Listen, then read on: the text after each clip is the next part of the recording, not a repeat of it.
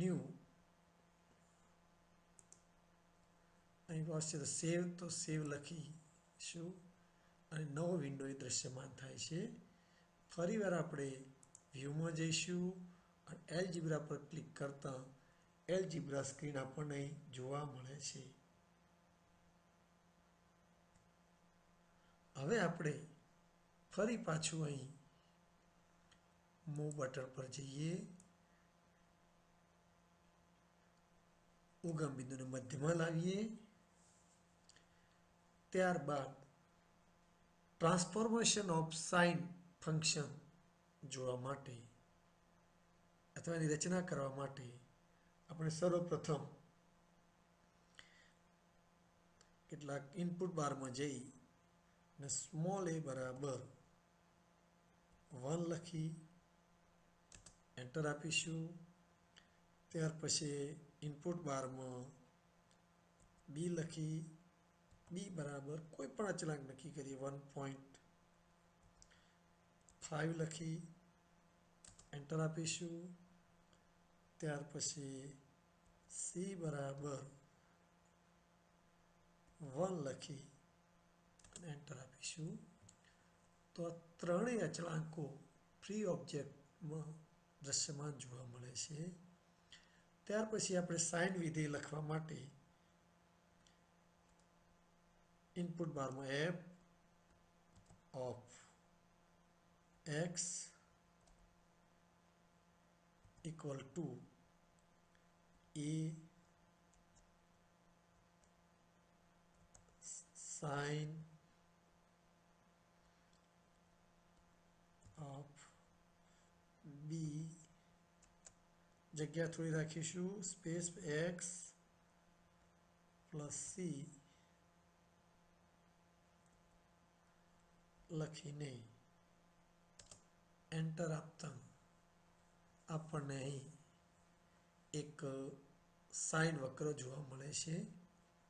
Scroll કરીને જરા એને મોટો બનાવીએ. આપણે મૂવ બટનનો ઉપયોગ કરીને આપણે એને મધ્યમાં લાવીએ. હવે આને આપણે ફોર્મેટિંગ કરવા માટે આ વક્ર પર રાઈટ ક્લિક કરો, ઓબ્જેક્ટ પ્રોપર્ટીમાં જાઓ, કલર યોગ્ય પસંદ કરો, સ્ટાઇલમાં જઈ અને થિકનેસ નક્કી કરો અને વિન્ડો ક્લોઝ કરો. હવે આપણે સાઇન વિધેયને ટ્રાન્સફોર્મેશન આપવાનું છે, એટલા માટે તમે ફ્રી ઓબ્જેક્ટમાં એલ્જિબ્રા વ્યૂમાં જઈ અને અચળાંક a પર ક્લિક કરતા તેનું અહીં મેનુ જોવા મળે છે, સ્લાઇડર જોવા મળે છે, b પર ક્લિક કરતા તેનું સ્લાઇડર જોવા મળશે, c પર ક્લિક કરતા તેનું સ્લાઇડર જોવા મળશે.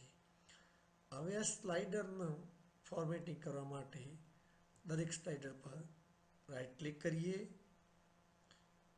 ઓબ્જેક્ટ પ્રોપર્ટીમાં જઈએ તો પહેલાં તમે સ્લાઇડરનું મિનિમમ વેલ્યુ -5 અને મેક્સિમમ વેલ્યુ 5 છે, જ્યારે ઇન્ક્રીમેન્ટ 0.1 છે. અહીં જો તમે ઇન્ક્રીમેન્ટ આપણે ઘટાડીને 0.01 કરીશું, અહીં હોરિઝોન્ટલ મૂવમેન્ટ રહેશે અને અહીં આ સ્લાઇડર ઓસિલેટિંગ કરશે, એટલે આંદોલન ગતિ કરશે. હવે એને કલર આપવા અને બેઝિકમાં ફરી જઈએ અને શો લેબલ પર ક્લિક કરતા નેમ અને વેલ્યુ પસંદ કરો, જેથી સ્લાઇડરનું મૂલ્ય જાણી શકાય. કલર આપવો હોય તો કોઈ કલર પસંદ કરીએ અને વિન્ડો ક્લોઝ કરીએ. એ જ પ્રમાણે બી સ્લાઇડર પર રાઈટ ક્લિક કરો, બેઝિકમાં જાઓ, શો નેમ એન્ડ વેલ્યુ, કલરમાં જાઓ, કોઈ યોગ્ય કલર પસંદ કરો અને સ્ટાઇલમાં જઈને એની જાડાઈ પણ બદલવી હોય તો બદલી શકાય. વિન્ડો ક્લોઝ કરો.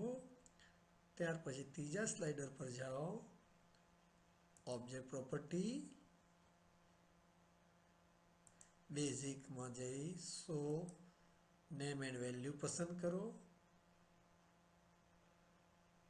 કલરમાં જઈ કોઈ યોગ્ય કલર પસંદ કરો અને સ્ટાઇલમાં જઈ અને જાડાઈ જો બદલવી હોય તો બદલી શકાય. ત્યાર પછી આ વિન્ડો ક્લોઝ કરો. હવે તમે આપણે જોઈશું તો જુઓ સ્લાઇડર એને મૂવમેન્ટ આપીશું. તમે જોશો તો સાઇન વિધેયનો કંપ વિસ્તાર બદલી શકાય છે. અહીં તમે જોજો કંપ વિસ્તાર બહાર જાય છે ગ્રાફની, તો તમે એના પર રાઈટ ક્લિક કરી ઓબ્જેક્ટ પ્રોપર્ટીમાં જઈને જે મિનિમમ મેક્સિમમ વેલ્યુ છે તે બદલીએ. અહીં આપણે -3 રાખીએ અને મેક્સિમમ વેલ્યુ +3 રાખીએ. ક્લોઝ કરીએ તો તમે જોઈ શકો છો સ્લાઇડર એની મદદથી આપણે સાઇન વિધેયના આલેખનો કંપ વિસ્તાર બદલી શકીએ છીએ. એ જ પ્રમાણે તમે સ્લાઇડર બી પર ધ્યાન રાખો કે આપણે બી સ્લાઇડરને ગતિ કરાવવાથી જેમ પોઝિટિવ ડાયરેક્શન પર ગતિ કરાવીએ તો તેની તરંગ લંબાઈ અને આવર્તકાળ ઘટે છે. જ્યારે બીનું મૂલ્ય ઘટાડીએ તો તેની તરંગ લંબાઈ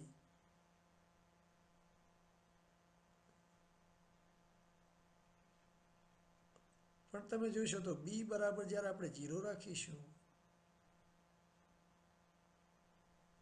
ત્યારે સાઇન વિધેયનો આલેખ રેખા બની જશે.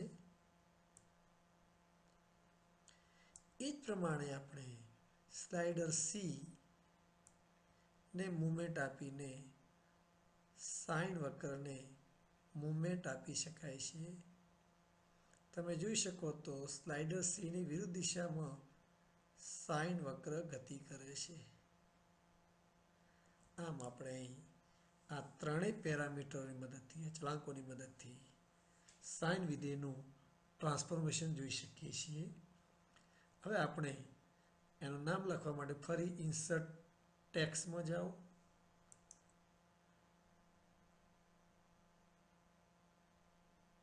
લેફ્ટ ક્લિક કરો અને લખો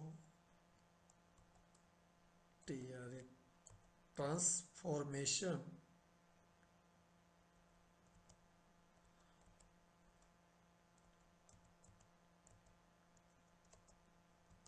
of sine curve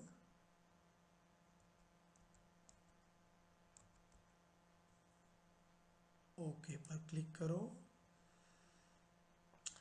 તેનું ફોર્મેટિંગ કરવા માટે ફરી રાઈટ ક્લિક કરો, ઓબ્જેક્ટ પ્રોપર્ટીમાં જાઓ, ટેક્સ્ટમાં બોલ્ડ પર ક્લિક કરો અને મીડિયમ પર ક્લિક કરો અને કલર આપવા માટે ફરી કલર મેનુમાં જઈ અને યોગ્ય કલર પસંદ કરી વિન્ડો ક્લોઝ કરો. તમારો રોલ નંબર અને નામ લખવા માટે જેમ કે મારું નામ લખું છું તો ઇન્સર્ટ ટેક્સ્ટ પર લેફ્ટ ક્લિક કરો, સ્ક્રીન પર લેફ્ટ ક્લિક કરો, નામ લખીએ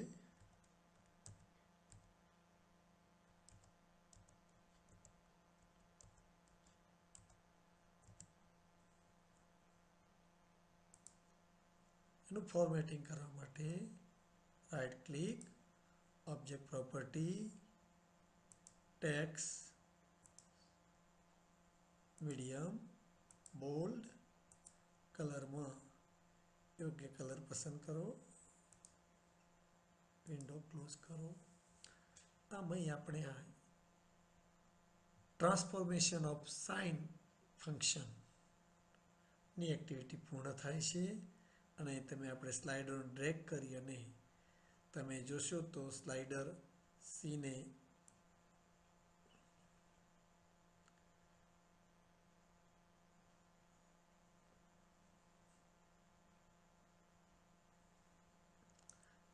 સીને 1.6 પર રાખતા આપણને કોસ કરવા જોવા મળે છે. એક્ટિવિટીને સેવ કરવા માટે કંટ્રોલ S. અહીં આપણે ટ્રાન્સફોર્મેશન ઓફ સાઇન કરવા લખીશું.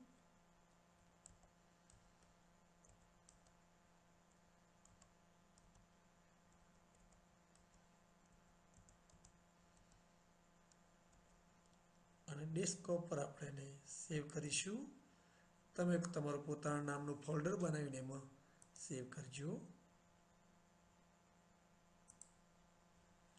ત્યાર પછી